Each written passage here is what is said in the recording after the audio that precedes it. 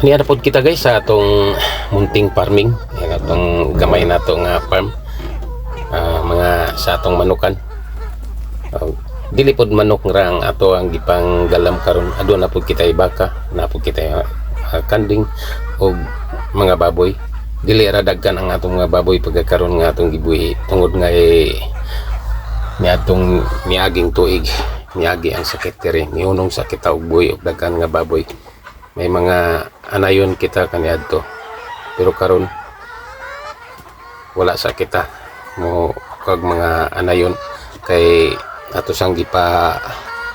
lapas ang mga panahon, naniid sa ta kay niadtong niaging tuig ang atong mga baboy wala man hinuon nga kita kay naigo kita sa mga sakit, pero ang atong mga kasilinganan diri sa tuwa na purot ang ilang mga baboy mao nga apto kung gibaligya ang ato ang mga litsunon og ato ang mga anayon pero naigo ra kita sa barato nga mga presyo, pero okay lang kay importante nga wala ta malugi kay ato man gibaligya ra gyud sila, balag barato ra basta makabawi ra gyud kita sa ato ang mga puhunan ini. Og karon wala sa kita mo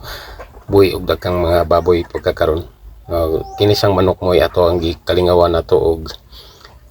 buhi-buhi sa karon kay naan po ni nag-itlog kanila ang nauna nato nga palit nakaitlog naman niyunong ra siya tong miaging bulan kay nangarol man og karon ibalik na sab dili mapud kini mo ato adyong gi saligan nga tong trabaho kay naman kitay trabaho gyud sa dagat pangisda, fishing adventure ang atong pangita guys nya niyunong sa kita ipaway ta niya gusto tatang mobalik pero saan man nga naabtan pud kita ning amihan nga pagsulod na noon kay ting amihan noon pud pa ato sang palapason kining hanging amihan mobalik na pud kita sa kadagatan. Mintas tanto magkalingaw sa ta sa ato ang farming nato nga gamay og pagkaon ini itong mga manok kay naapoy nag-itlog kinahanglan pud sila nga busog sila permi kay kun dili sila pud pakanon nimo dili pud sila makatag og itlog mao gyud kana nga kinahanglan jud imo jud silang busgon sige kinahanglan dili sila muniwang. Og sa sunod nato ining mga